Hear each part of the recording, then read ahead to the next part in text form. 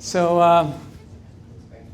we're going to spend like 10 minutes discussing between us. I mean, I just trying to put my hats again as the asset owner, and then just reacting to what the the executive secretary shared with us.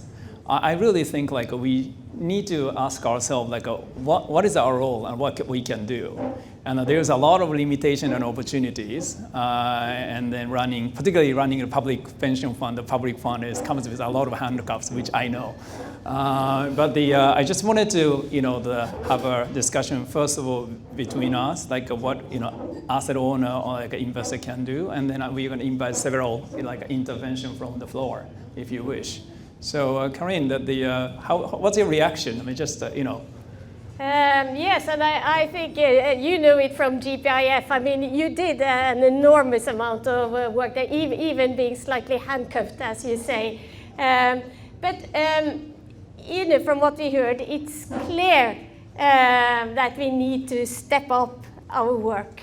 We're not on the track to reach 1.5. It's the hottest summer ever, and I must say we come from cold Norway, and even there we had actually days where we didn't go to work because of climate. It was mainly flood, but also there we had a really, really hot summer, and I think it brought it even to us that, gosh, I mean, this is real. So we think as an investor, we're looking after $1.4 trillion. We need to do more. And what we are seeing these days is maybe with the environment we're in, maybe some investors are doing slightly less, or at least talking less about the need to step out to work for climate. So what can we do? There are many things we can do. First of all, we can try to push down the emissions in the portfolio we already have. We are invested in 9,000 companies around the world, so own a small part of the economy. And for us, it's clear that climate risk is financial risk, and that for us as a long-term investor, in order to ensure sustainability in our long-term returns, we need to drive down emissions. So I think as a large owner, that's one step to do. It's really push the companies to reduce emissions, and that's why we just sharpened our expectations to companies and said, clearly we need targets, we need short, medium, long-term targets, net zero, but now we also need transition plans. Now we need to know the actions the companies are taking to get there.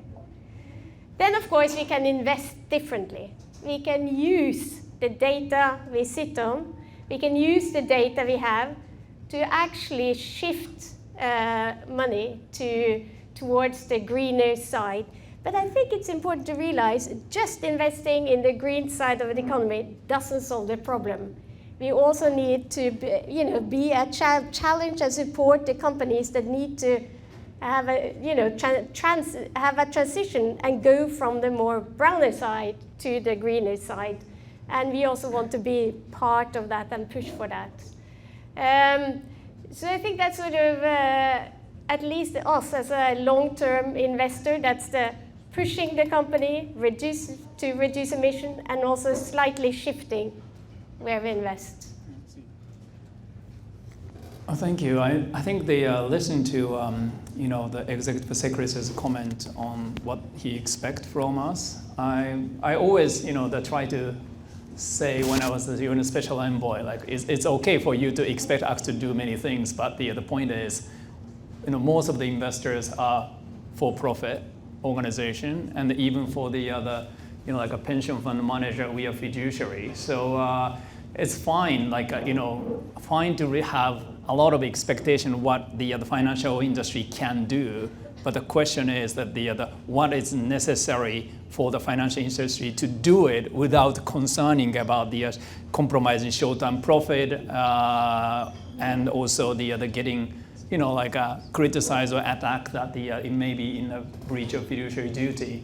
So I think my first reaction to the Simon's comment is we really need to kind of push the policy maker to deliver what they have been promising. And then I was involved in many of like a COP28 negotiation. It's quite frustrating because each time I come out of the meeting, like not really knowing whether they are going to really align their policies. So without that kind of the conviction, it's hard to make a real capital allocation. And the second point I would like to make is, a lot of people are struggling, although the conceptually understand the climate risk is real. How to use that for their analysis and decision making has been always the challenge. And then people they always concerned about lack of standard data or like a lack of the comparable data, whatever they can complain. But at the end of the day, it's the investor who need to make their own decision.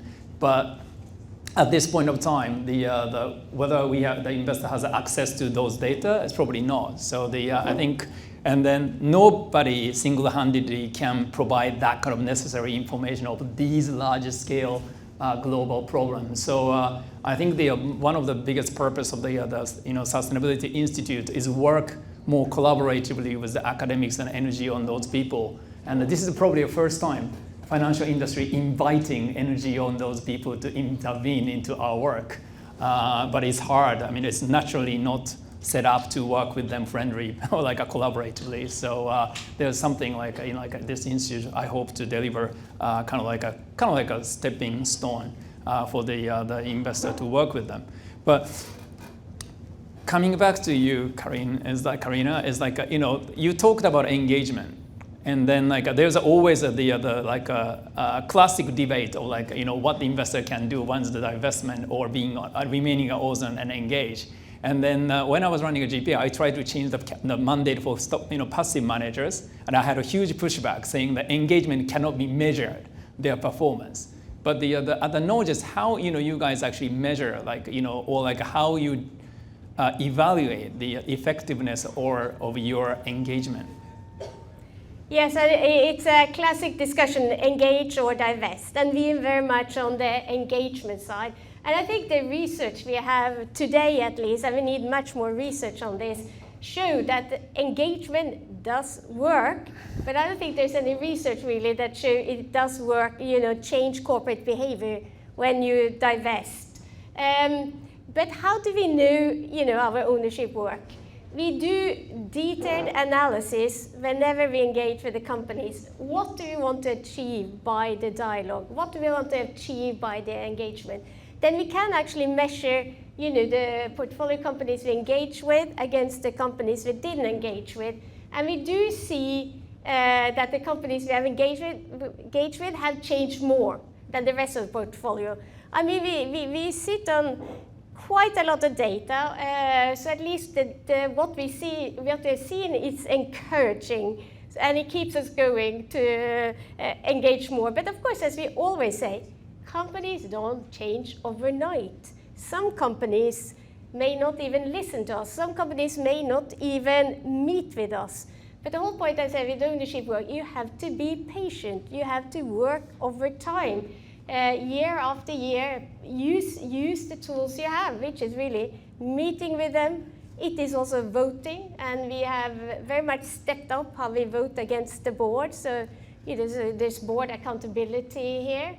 And it's also to work, what we do also is to work a lot with standard setting, basically getting better regulatory standards that can help and promote better sustainability investing.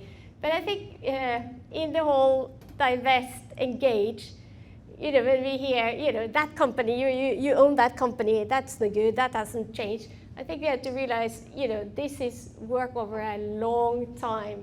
But I think if all investors start to push, it will have an effect.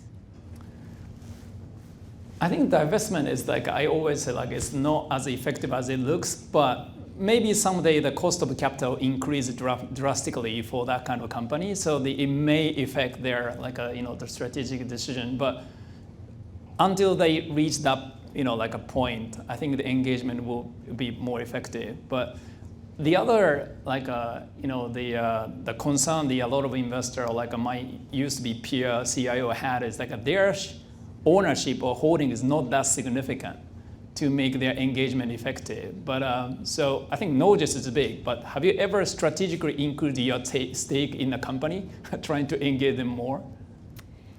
We haven't increased our stake just to engage more. But when we do have a larger stake in the company, then we're even more clear on what we want in terms of engagement and ownership. But it's true. I mean, I think we have to be realistic. What an 1.5% or 2% or 3% only can do. So again, you know, we need investors to all go in the same direction in a way and push for reduced emissions. That's good.